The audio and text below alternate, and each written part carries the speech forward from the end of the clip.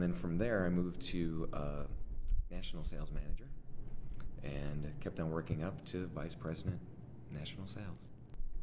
What a great story. So, and I always use you as an example, Tom. You and Casey. You're going to make me blush. I am. You were a guy, you were a nice guy who had really, really great musical skills, and you got along with absolutely everybody. I mean, all the cool guys with the piercings, got along fine with those, all the kind of nerdy people, we got along with all the professors, and that's kind of a unique individual because you're not making those value judgments that a lot of people make about other folks. So you have the ability to hang with anybody. I like the way you said it. It really does.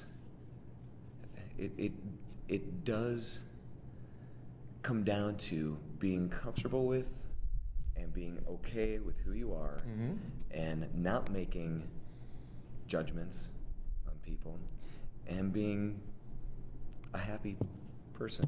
Now, I know there's people out there, and sales worked well for me because of the disposition, and I know not everybody wants to have a career in sales.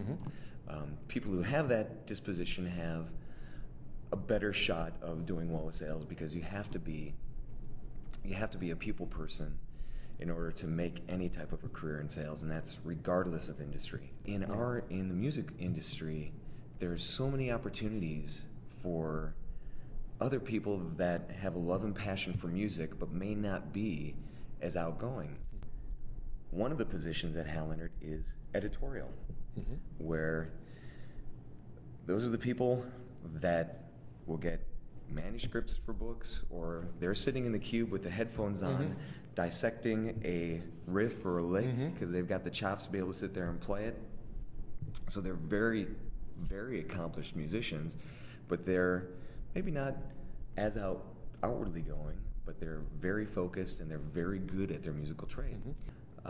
In our own industry, we have music engravers. These are the people that take the handwritten manuscripts and enter them into notation software. We use a lot of Finale and Sibelius. These are people that will go in to play keyboards and then go through and make the ties, the notation, put the lyrics in. We have a creative design team.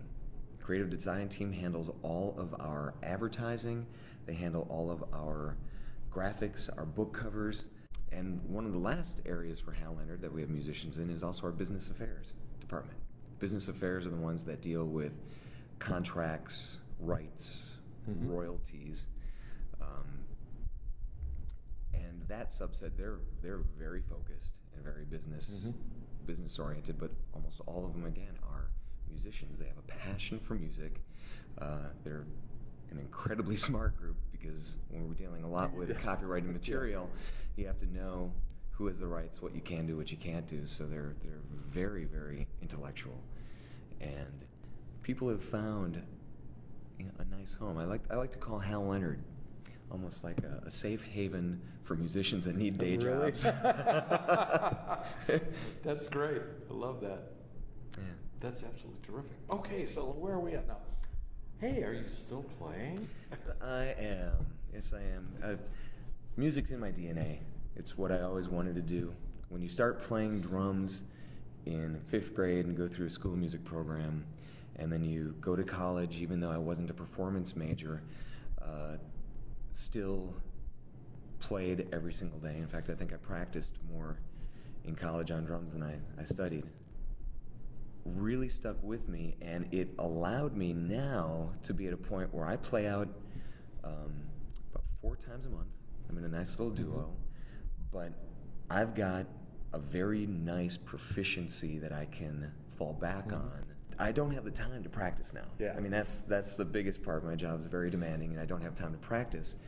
But because I was able to hone my skills in college, I can still walk up and be a very formidable player and feel confident enough to go and sit in with different bands and play and have fun and still make that part of my life, part of my musical DNA. Isn't that the nice part? You can play and have fun, and you don't have to worry about, that country gig pays more than that jazz gig, so I'm going to have to take the country gig. Or, That's really what it's all about.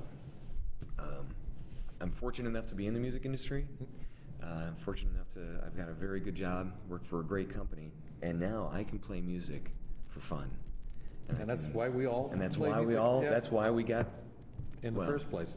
For me, it was to get girls. But, Oh well. That's. But you can still have a lot of fun. Yeah. And in fact, I think I only have one member of my sales team at Hal Leonard that isn't a musician. Really? And almost all of them continue to play. They come in, they're very productive for me, they make great sales reps, and we have health insurance.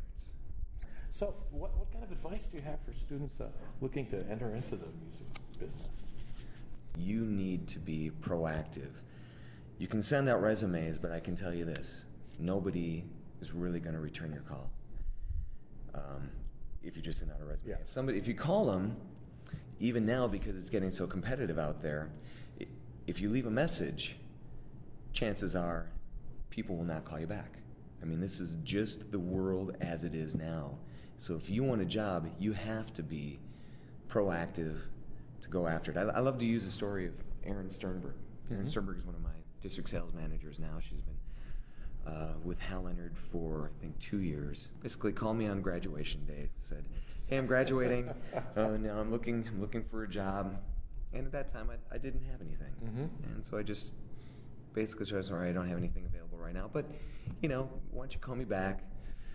Give me a couple weeks, let me see what's there. And I usually tell that to everybody, call me back in a couple weeks, and I'm amazed at how few people actually follow up. And Erin, almost 2 weeks to the day, to the hour, called back. She figured if I was available at that time, chances are I'm going to be available again. I was available again. Pick it up. I says, Erin. It's like, oh, Erin. All right. I was like, wow. Well, why don't you come in? Let's have an informal interview. So come in and let's talk. So she came in. I still didn't have anything available. Mm-hmm. I mean, we were absolutely booked, solid. So we came in and talked. Like, all right, I said, we might have something, later on in the fall. School starts to get back into session. I may need somebody, but, why don't you just keep following up with me? And I just wanted to see if this girl had what it took. 2 weeks. It's almost to the day, to the hour. She called. She basically did that to a point where I said, I'm just going to hire her. If she has this type of follow-up and she has this persistence, she is going to be an amazing employee. And she did that. She followed up. We created a position for her. She came in, and it was incredible. So persistence to go after it. And if it's a job that you really want, if it's a company you really want to work for, you go after it, and you take an entry-level position. I figured if I'm confident enough in my own abilities, I'd be able to start anywhere in a company and do it the best that you can. You're going to get noticed, and then you're going to start going places. But if you come in and you start there and you just find ways to add value to the job that you're doing. Companies hire people because they want them to bring in something of value. They want their employees to make a difference for them and their organization. So don't be afraid to speak out, to let if you think you have a way to be able to do something a little bit better, as long as you're not insulting the person who is your superior, but if you start making suggestions and recommendations and you care about the health of the company, and you don't turn into what I call the 9-to-5er, where they're the employees that show up just in time to be there at work on time and leave right when their day is over. That type of mentality won't get you anywhere. Yeah. If you're really serious about moving up in a company, you got to put in extra time. You get there a little bit earlier than everybody else. Maybe you stay a little bit later than everybody else, and that's also what catches the attention of management and starts moving you forward. Hey, I think we've come to a natural close. Excellent. I want to thank you so much for giving your valuable time to us. I know it's a busy show. Thank you, Dr. Sandy. Oh, it's my pleasure.